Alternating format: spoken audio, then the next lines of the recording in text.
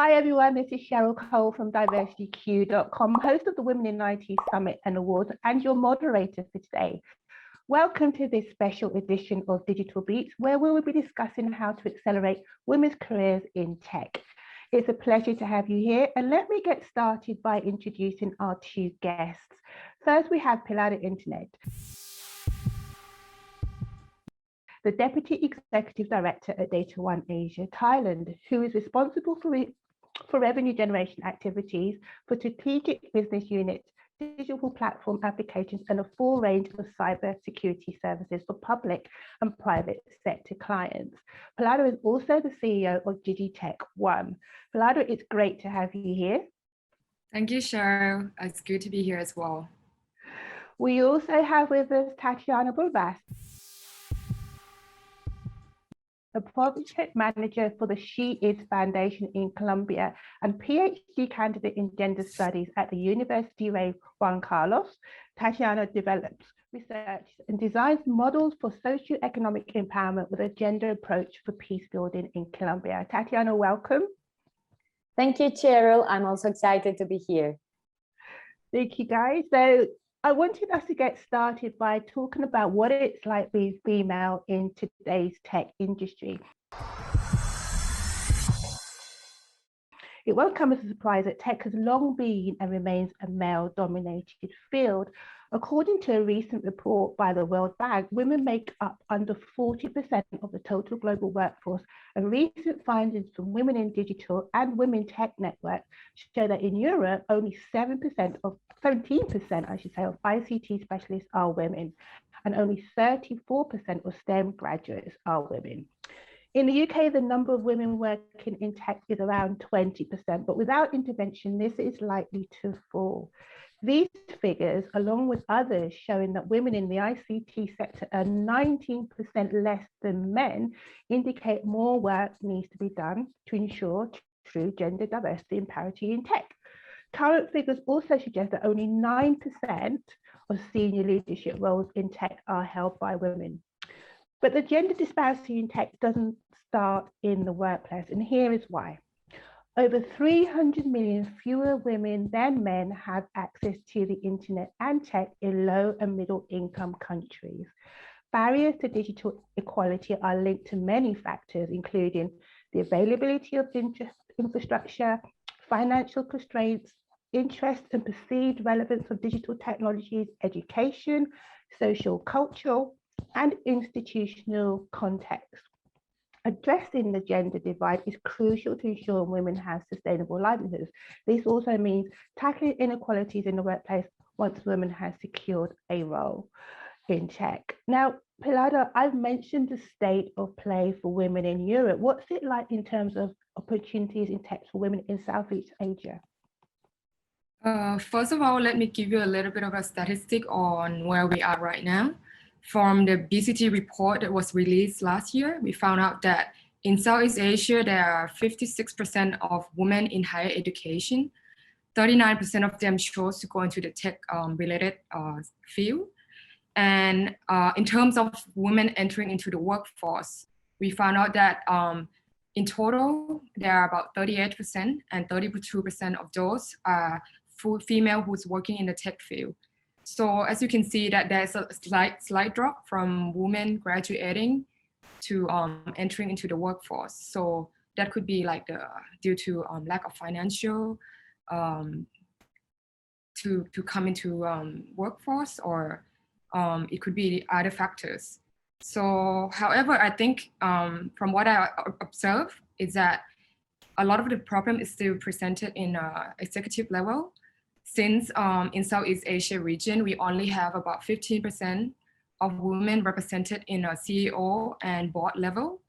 Thailand is doing slightly better because we have about 20%, but this is definitely an area that we can improve. And however, I feel like in the long run, this trend is going to change for the better because a lot of females are actually very attractive to come into the STEM education field because we have about 46% of female researchers working in the field of science, technology, and innovation. So we see like a continuous supply of more female who want to come into the tech field. Thank you. Yeah. So it looks as though the figures in Southeast Asia are very similar to what's happening in Europe as well. Tatiana, I know things are challenging for women in tech in Colombia, Latin America. Explain a little bit about the situation there. Thanks, Cheryl. Yeah, the outlook in Colombia and Latin America is not so encouraging. Over the past 17 years, the average participation of women graduates involved in STEM careers was only the 36% in Colombia. So we must say the lower the gap and the higher the participation of women in STEM programs, the more positive will be the outlook.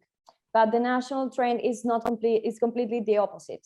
So linked to this, we find a strong difficulty in including women to the labor market during this global transformation to digitalization. Why? Because especially they haven't built those skills in first place. So in Colombia, according to the figures recorded by the National Department of Statistics, from September to November 2020, the unemployment rate for women was 20%. Mostly young women between 18 to 30 years old. So, and speaking of entrepreneurs, recent reports on STEM for LATAM area indicate that male gender has a participation on specific areas such as engineering of 66%, whereas women only have 33%. So finally, I think Colombia has much to advance in gender equity in this field of technology and STEM careers, to contribute not only to the reduction of unemployment and informality in the country, but to the gender gap. Thank you, Cheryl. So it looks like gender parity in tech is a global issue, but organizations, I believe, are beginning to realize the benefits of employing more women and providing equitable career paths into senior leadership positions. And we've seen this through our Women in IT events held by DiversityQ. We also know that having more females in leadership positions significantly boosts an organization's bottom line. It leads to better decision making and a more empathetic business where staff feel more engaged, included, and willing to perform at their best. Pilada, I know your organization has been working hard to support gender equal opportunities internally and externally. Can you explain a bit about that? Sure. So our company right now has about 40% female in proportion to the total workforce, and we have about 43% on the executive level. I think the reason why this happened is has been accumulated over time. It is very important to set the tone at the top, because our founder really support equality amongst not only gender but other areas as well. And some of the key things that we've done in terms of improving this internally is first from recruiting up to retaining, as well as advancing. So we try to have a good mix of male and female to promote diversity. And we also try to be flexible in terms of having a programs to support female while they have to commit to other family activities related, such as maternity leave or flexible work hour for young mothers. In terms of advancing, we provide a full training program, not only to female, we provide it across at every level of our employees, not only in terms of the hard skill, as well as the managerial skill for them to be able to progress towards the leadership positions.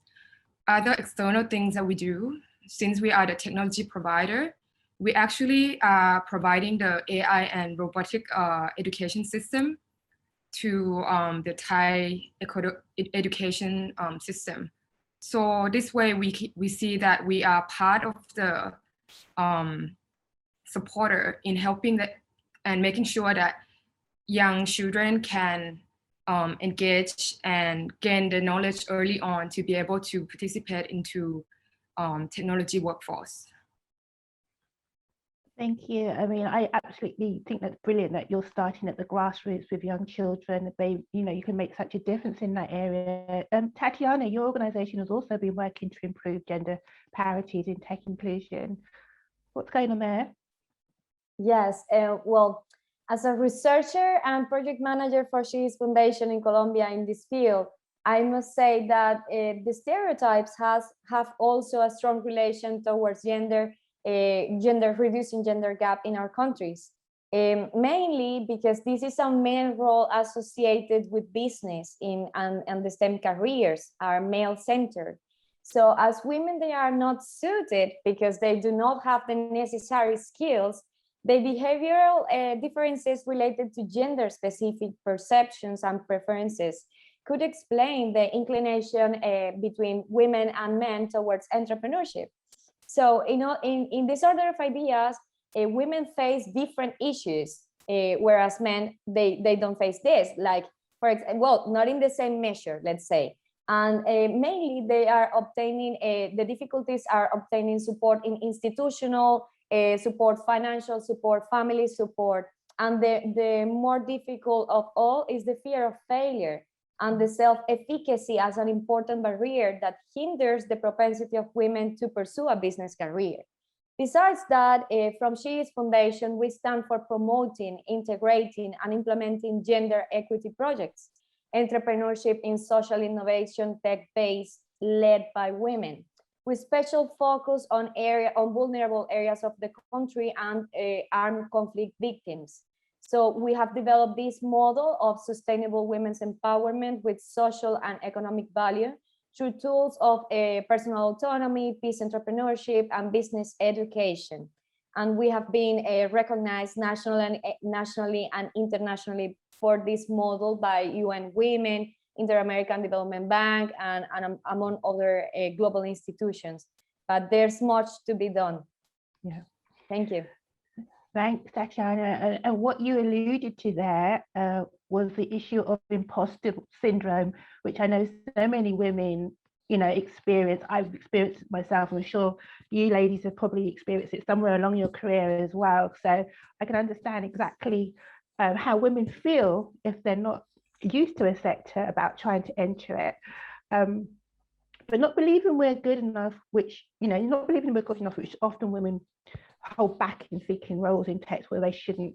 However, we do know, which both of you alluded to earlier, was that if we engage young girls at a young age, it can make a huge difference in encouraging them into STEM careers.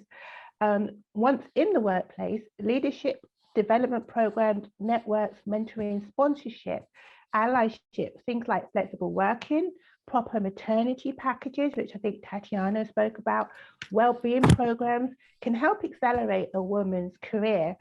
But experience tells us that those interventions alone are not going to make the change quick enough. It's not that simple. Women still face significant challenges. Tatiana, can you speak about some of the challenges that you still see for women in the tech sector? So the main challenge, I think, in Colombia is the connectivity infrastructure, economical support to rural women, especially to pursue this kind of education and careers and to move to urban areas. But also for women in ICT entrepreneurs, I would say more tolerance, social and inclusive justice, financial inclusion, political support to, you know, open new sectors and to help them grow and scalable, make their companies scalable. So I believe that selling a speech more inclusive to our citizens, such as that we are not men or women or plus, but above all, we are humans. And therefore, we must have equal opportunities to exploit our potentials and to take our economies to a higher position. That's what I would say. Thank you, Cheryl. Pilada, how about you? So I definitely agree that we need to improve on the infrastructure to make sure that the women in the rural area can have access to build their career on the technology platform. You see a lot of changes now that happens during the pandemic, that a lot of the small, medium-sized enterprise, they have to transform their business. And by having access to the internet platform allows them to, you know, really change their whole career. And on another side of the challenge would be more on how to build more better work-life balance, because that could be the factor that deter a lot of the women to join into the tech sector, not only by the nature of the work itself, but they feel like they may need to sacrifice some part of their personal life into coming into work into tech field. And another point is that how can we ensure that they would have like career progression opportunity in place? So it is very important for company to set a policy and communicate these supporting programs to let the young females, students or workers know that, they have an outlet where they can come and consult with the company. Yes. Thank you, Pilada. And you made an interesting point there. I mean, here in Europe, we've seen a lot of women fall out of the workforce during the pandemic, either for caring responsibilities or because their children have been at home and they've had to look after them during the school periods. And so because of that, women are finding it a little bit harder now to get back into industries, especially in retail. And I imagine that the same thing has been happening throughout tech as well. But we know that, skills development, flexible working, parental leave, returner programs, mentoring and sponsorship, and allyship as well. I mean, these are things that organizations should really be thinking about to help these women get back into these spaces. It's really important. So I'm going to ask both of you, Tatiana and Pilada, what does it mean to show up as a strong female leader in tech? Tatiana, do you want to start? Okay, yes. Well, I think as a woman, one always face different challenges. But from my role at She's Foundation as project manager, we have developed a beautiful program that is She's Astronaut. And in this program, we will take 31 girls from Colombian rurality to the Space Center Houston in NASA. So I would say that is the most upbringing change is to nurture the aim of growing through education and to challenge our students, clients and beneficiaries mindset towards dreaming high and achieving excellency. That's what I would say. Pilada, what do you say? So for me as a young female leader, I think two things are important from my opinion. First, since you're the female leader, you have to show compassion to your other, peer female colleagues. I think sometimes we don't give each other enough encouragement because since we are also ourselves very self-critical, so it is important to support, other females when they go through some difficult challenges as well, because that's very important. Another factor, I feel that to be a strong leader, you have to be also inspiring. Because we work in the tech sector, you have to always stay curious. And I feel like once you get in and you keep trying and strive to learn more, that's just how you learn and grow and be able to strive and do really well in this sector. Yes. And if I'm going to add to that, I would say for me, be a strong female leader in the tech sector or any sector, to be honest, show up as yourself. Don't try to emulate men, because the more you try to emulate men, the less women will be accepted into the industry. So for anybody out there, women, be yourself, be your empathetic, true, authentic self in the workplace so that more women can feel that they can be exactly the same. So thank you, ladies. It's been a really insightful discussion. But before we wrap up, I want to ask each of you to briefly give me one piece of advice to young women thinking of joining the tech industry. Pilada, what would be your advice? From my personal experience would be that, try to not feel intimidated when you're in this, male-dominated environment, because when sometimes when you don't know something, you should just ask, because the more knowledge you know, the more experience you accumulated, eventually people would accept you, and that's how you earn respect from, your partners, your seniors, and your colleagues. So that's just from my personal experience. Mm-hmm. Thank you. And Tatiana, what would your advice be? Well, I think my advice is to all those who listen to us at this moment is dreaming has no age, gender, or profession. So to create, first you have to believe it possible. And today the world belongs to those who dare and challenge the status quo. and bet on believing that social change is viable and sustainable with principles of respect, love for others, tolerance, and as Pilada said, a lot of compassion and empathy. So that's what would be my advice. Thank you, Cheryl. That's brilliant. Thank you, ladies. I truly believe it's an exciting time for women in technology, especially post-pandemic. There are so many opportunities to be had in various roles, and I would encourage women to seek them out, and also for women to think out of the box when it comes to tech. You know, it's not a geeky industry. There's so many avenues that you can go down in tech. There's so many roles that incorporate tech that women don't tend to think about. And in today's modern world, everything we do revolves around technology. And as women make up 50% of the population, it's by right that they should have a say in how that tech is developed and used. Pilada and Tatiana, thank you so much for your time today. And thank you to everyone who has joined us for this latest edition of Digital Beats. I'm Cheryl Cole. Bye for now. Thank you. Bye. Thank you. Bye.